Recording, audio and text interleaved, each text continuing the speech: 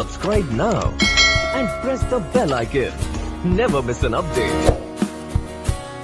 नमस्कार प्यारे साथियों, आप सभी का आपके अपने YouTube चैनल पर हार्दिक स्वागत है। रीट 2022 की तैयारी करने वाले नए साथियों के लिए यह वीडियो बहुत ही महत्वपूर्ण है, क्योंकि साथियों इस वीडियो में रीट 2022 की तैयारी कैसे करें इससे संबंधित जानकारी दी गई है।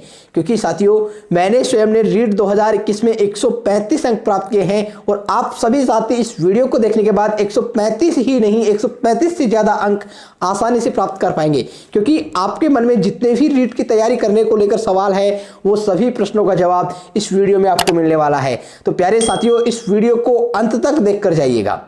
सबसे पहला सवाल आप सभी के मन में यह होता है, अगर आप रीट 2022 की तैयारी कर रहे हैं तो कोचिंग करें या नहीं। और सबसे महत्वपूर्ण फैक्टर भी है साथियों, मैं आपको बता दूं, मैंने बिना कोचिंग के 135 अंक प्राप्त किए हैं। किसी से भी किसी भी प्रकार की कोचिंग नहीं करी है, सेल्फ स्टडी की है मात्र। तो आपको कोचिंग करनी है या नहीं करनी है। यदि आप अपने पढ़ाई में बेसिक स्तर से काफ़ी नीचे हैं, कमज़ोर हैं पढ़ाई में, तो आपको कोचिंग करनी चाहिए। यदि आप पढ़ने में अच्छे हैं, एक अच्छा स्तर है, तो आपको कोचिंग कतई नहीं करनी चाहिए साथियों। सेल्फ स्टडी आपको करना स्टार्ट कर देना चाहिए। कोचिंग अगर आप कर रहे हैं तो एग्ज़ाम के 2 महीने पहले अपनी कोचिंग को समाप्त कर लें। जब एग्ज़ाम के 2 महीने बचे हो उससे पहले आपका कोचिंग कोर्स समाप्त हो चुका हो, क्योंकि साथियों आखिरी के 2 महीने आपको सेल्फ स्टडी करनी ही पड़ेगी। क्योंकि साथियों अगर आपको सिलेक्शन लेना है तो सेल्फ स्टडी ही सिलेक्शन का आधार होती है, कोचिंग सिलेक्शन की गारंटी नहीं है। तो आपको कोचिंग करे या नहीं करे, सेल्फ स्टडी पर ज़्यादा फोकस करना है। अगर आप कोचिंग भी करें तो भी घर आकर आपको 4 घंटे तो पढ़ना ही पड़ेगा, कोचिंग के अलावा सेल्फ स्टडी रोज़ करनी है। उसके बाद अगला जो सवाल है साथियों, सिलेबस को समझें। आपको अगर आप कोचिंग नहीं कर रहे हैं, अगर आप कोचिंग करोगे तो कोचिंग में आपको सिलेबस समझा दिया जाएगा। अगर आप कोचिंग नहीं कर रहे हैं तो सबसे पहले आपको क्या करना है, आपका सिलेबस का प्रिंट आउट लेना है साथियों। जैसे ही आप सिलेबस निकालेंगे, सिलेबस को पढ़ना है बड़े ध्यान से कि कौन कौन से टॉपिक हमारे सिलेबस में दिए गए हैं। क्योंकि कई बार कई साथी क्या होते हैं कि जो हमारे सिलेबस में नहीं है उनको भी पढ़ लेते हैं, एक्स्ट्रा एनर्जी उनकी खर्च होती है। तो आपको सबसे पहले सिलेबस को समझना है। सिलेबस को समझने के बाद आपको क्या देखना है साथियों, सबसे महत्वपूर्ण जो पॉइंट है, पिछले पेपरों को आपको देखना है। कई साथी क्या करते हैं, इस पॉइंट को बिल्कुल नकारते हैं, पेपर देखते ही नहीं हैं।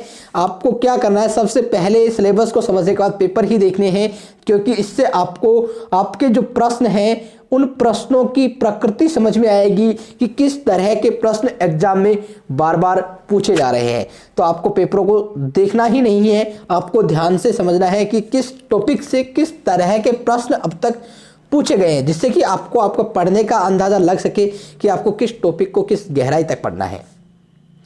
उसके बाद साथियों आपको क्या करना है, नियमित अध्ययन में जुट जाएं। आप रेगुलर अध्ययन करें, नियमित रूप से अध्ययन करें। ये नहीं कि आप आज पर 3 दिन पढ़ रहे हैं, 3 दिन मजे कर रहे हैं, 3 दिन कहीं घूमने जा रहे हैं। आपको नियमित अध्ययन करना है। रोज आप चाहे कितने भी घंटे अध्ययन करें, लेकिन आपको नियमित रूप से अध्ययन करना है। आपको इस टारगेट के प्रति बिल्कुल झोंक देना है। उसके बाद साथियों कितने घंटे पढ़े, नियमित अध्ययन आप करते हैं, लेकिन आपको सबसे बड़ा पॉइंट जो होता है कि कितने घंटे पढ़े सर, आपने कितने घंटे पढ़ाई की थी। ये सारे सवाल बहुत ज़्यादा देखने को मिलते हैं। तो मैं आपको बता दूं साथियों, रीट 2022 की जो तैयारी है, रीट का जो एग्ज़ाम है वो ज़्यादा टफ एग्ज़ाम नहीं है। तो आप अपने स्वविवेक के अनुसार कम से कम साथियों 6 घंटे आपको रोज़ पढ़ाई करनी है।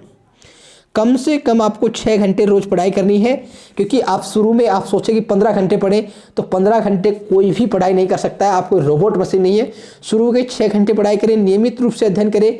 धीरे धीरे जैसे एग्जाम आएगा अपना समय आप बढ़ाते चले। ठीक है साथियों, 6 घंटे आपके लिए काफ़ी है। अब उसके बाद जो सवाल है साथियों, प्रत्येक दिन कितने विषय पढ़ें। क्योंकि कई सारे साथी सोचते हैं कि हम रोज के एक विषय एक बार कंटिन्यू पढ़े, एक विषय को खत्म करके फिर दूसरा विषय स्टार्ट करें, या फिर एक दिन में 2 सब्जेक्ट पढ़े।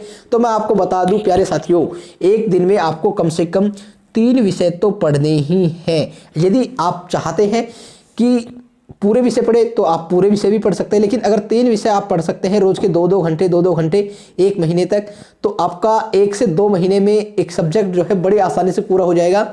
अभी समय है रीट की एग्जाम में, तो आप इस तरह से तैयारी कर सकते हैं। उसके बाद आपको क्या करना है, नोट्स अवश्य बनाएं। प्यारे साथियों, कई साथी क्या करते हैं, किताब ही पढ़ते रहते हैं, नोट्स नहीं बनाते हैं। तो मैं आपको बता दूं, आपको नोट्स अवश्य बनाने चाहिए। क्यों बनाने चाहिए प्यारे साथियों? क्योंकि एग्जाम के जब समय होता है लास्ट, उस समय आप पूरी पुस्तक को रिवाइज नहीं कर सकते। नोट्स में जो आप महत्वपूर्ण चीज़ें लिखेंगे उनको आप बड़ी आसानी से रिवाइज कर पाएंगे। और एक बार अगर आप लिख लेते हैं किसी भी चीज़ को, तो आप उसको याद रख पाते हैं लंबे समय तक। और उसको आप अगर पढ़ते भी हैं तो आपको पढ़ने में ज़्यादा आसानी होती है, बड़ी सरलता के साथ आप उसको जल्दी से कम समय में रिवाइज कर सकते हैं। प्यारे साथियों, नोट्स बनाने चाहिए आपको। उसके बाद अगला जो प्रश्न है, प्रैक्टिस प्रश्न हल करते रहें। आपको क्या करना है साथियों, जैसे ही आपने कोई टॉपिक पढ़ा, जैसे मान लो आपने साथियों बाल विकास का टॉपिक पढ़ा और बाल विकास में विकास के सिद्धांत पढ़े, तो आपको क्या करना है, उससे संबंधित जितने भी प्रश्न आपको कहीं से भी मिले उनको हल करना है। चाहे यूट्यूब हो, चाहे गूगल हो, चाहे कोई बुक हो या फिर प्रीवियस ईयर के पेपर हो, उन सभी से आपको टॉपिक वाइज प्रश्न हल जरूर करने हैं। अगर आप इस तरह से तैयारी करते हैं तो साथियों आपको यकीन दिलाता हूं, आप 135 ही नहीं उससे ज़्यादा अंक बड़ी आसानी से प्राप्त करेंगे।